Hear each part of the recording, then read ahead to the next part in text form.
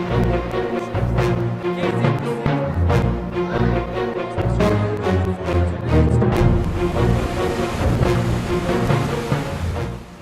Real Weather Watch is brought to you by DeKalb, all season strong. We're joined right now on RealAgriculture.com for the Real Weather Watch by David Phillips. He is Senior Climatologist with Environment Canada. Welcome today, David. Thank you, Sean. Nice to be with you.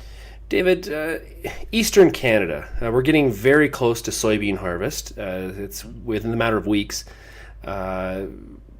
What are you seeing on the radar, so to speak, in terms of what harvest could look like for Eastern Canada?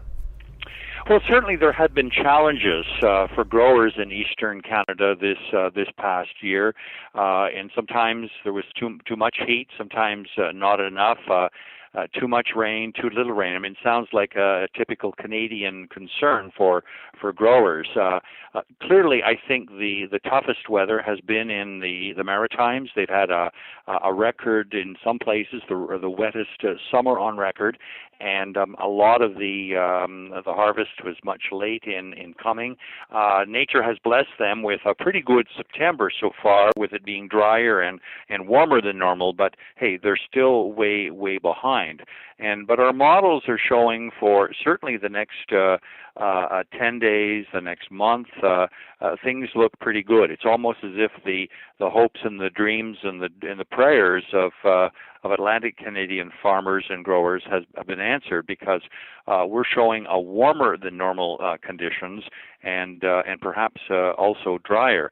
It doesn't rule out the fact that we have a very active hurricane season in the North Atlantic, and we've already been touched by a couple of tropical storms that have created problems for farmers in Quebec and the Maritimes. But that's and certainly there's nothing on the horizon right now with regards to that, but we're only into the middle of the season. But generally our models look very favorable for growers. I know potato growers in New Brunswick, PEI, were concerned because of blight, certain diseases, and the ground is pretty soggy. But conditions have dried out and warmed up in the last 2 or 3 weeks, and there promises to be more of the same.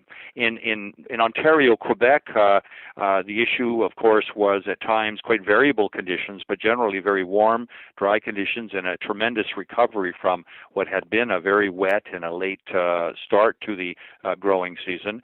And our models are showing really, every time I look at it, the next 10 days, the next 30 days, the next 60 days are very favorable for growers in central Canada. That is warmer and generally drier than normal conditions. And we see that carrying on, what they've been seeing in September, although we've had a bit more rain in September. But typically September has been like most Septembers, where you're getting a couple of dry days and a couple of wet days, but it's been back and forth, and but that clearly may continue. But we think the flavor, the personality, the character of what is left in September and through to October looks favorable for growers here. The warmer and drier than normal, and I think most growers were hoping for a lengthy growing season because of the fact that it was such a slow beginning. Unlike last year, which my gosh, farmers across the entire country were onto the fields much earlier than they normally would be, and there wasn't necessarily the worry about the end of the growing season. This one there is, and even for farmers that's always an issue for Western farmers, but clearly in Ontario, Quebec, that was some concern this year because of the late getting going with the seeding. But it looks favorable right now. I think most farmers would be pleased if the weather that is forecasted materializes. It would be a good news story. Yeah, so we just got through the full moon, which was last week, which is usually a bit of a frost concern. So obviously we're a month away from another one. What about the lows? This corn is going to take a little bit more to finish. Are we going to see some scary frost warnings in some of the corn growing areas in Eastern Canada? Well, I mean, it's always a bit of a risk. I mean, it certainly comes later than what we see in the West. By now, you typically, in most parts of Western Canada, would have had a frost by now. Not necessarily the case here in Ontario and Quebec. I mean, typically for southern Ontario, if I was saying where is the 50% mark with regards to frost, it typically would be the last couple of days of September into the first week of October. But closer to the lakes, the Great Lakes, and with level topography, it could even be later than that. So again, you can have warm days, but sometimes those warm, bright, sunny days put you at added risk for frost at night because we know the days are getting shorter. There's more time for the surface to cool off, and so at this time of the year, you can clearly have some almost Indian summer kind of weather with temperatures of 18, 20 degrees, great golfing weather and drying weather. And boy, because the heat is just escaping to space, you can get down to the single-digit temperatures at night, and even down to the freezing mark. Typically, it's sometimes at least up until Remembrance Day, it tends to be rather spotty, patchy kind of frost here in the east, not the killing frost that sometimes, or the duration of the frost. Sometimes it's not just the fact that you got a frost, but how many hours of that frost did you have? And that's usually not a concern here. It's a concern this year in the sense because everything is later, but certainly that does not seem to be on the horizon. Certainly in the next 7 days or 10 days, there doesn't seem the F word is not being used here in central Canada. Yeah, and I guess when you really when you look at the frost, then of course the next thought is potential early snowfall. Right. And what you're saying is that really when you look at a month out, 2 months out, you're maybe not seeing that. Or how easy is that to predict? Well, it's tough to predict. I mean, it really is. I mean, we can get because really one is forecasting weather, and the other is forecasting more just the character, the personality of the season. When I talk about what's going to happen over the next 2 weeks or month, I mean, we're really talking about not individual days. I mean, I would think for a farmer, it would not be ideal you wouldn't really be able to plant or plan farm operations based on that. It's not as if it's going to be every day. It's what we're really saying is that by sometime into October, we think that it will clearly have been a warmer period and a drier period.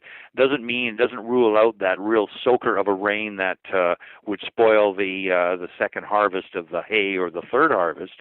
So one is really weather and one is seasonal. You could not, for example, based on the models that I have, for the month or the 3 months ahead, make a frost forecast. I mean, frost is very localized and really depends upon the weather out your window and not just what the models tell us over the long term. So my sense is that we go, and then in that case, you go by more climate statistics. You go and say, well, gee, at this time of the year, how frequent is frost? And as I say, that typically it's not a concern for most growers in eastern Canada during the month of September and really up to Thanksgiving. After that, it becomes almost the same risk that a prairie grower would have in September. So things are delayed here in the central part of the province, in Ontario, Quebec, and the Maritimes, by typically a month or a month and a half over the concern that you would have for frost in the west. Well, I like the story that you're telling, that we potentially in the east could have a very, very successful soybean and corn harvest, and let's hope that's the case, and we'll see how it goes. Okay, I think everything is looking pretty good. Of course, weather is one of those things that you can never guarantee. If you don't like the weather out your front door, look out your back door. It changes in this country, and boy, the one profession that knows that clearer than anybody is growers. They clearly know how fickle and fitful weather could be, but right now the models seem to suggest shining bright light on growers, and I think growers would be the most thankful if that forecast turns out to be true. Yeah, in reality, a frost right now, I was in southwestern Ontario last week, a frost right now would be devastating for the corn.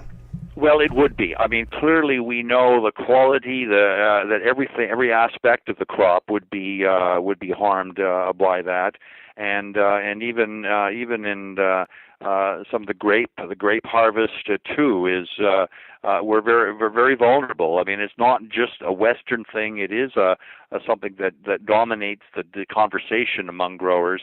And clearly, what you don't want is something premature. You'd be willing to accept just it based on normal, but this year, because of the late start, you're really hoping that nature shines on you. And as I say, the models are looking pretty good. To say warmer than normal will also mean that there's going to be a little less of a chance for frost, and that's clearly the hope here in the east.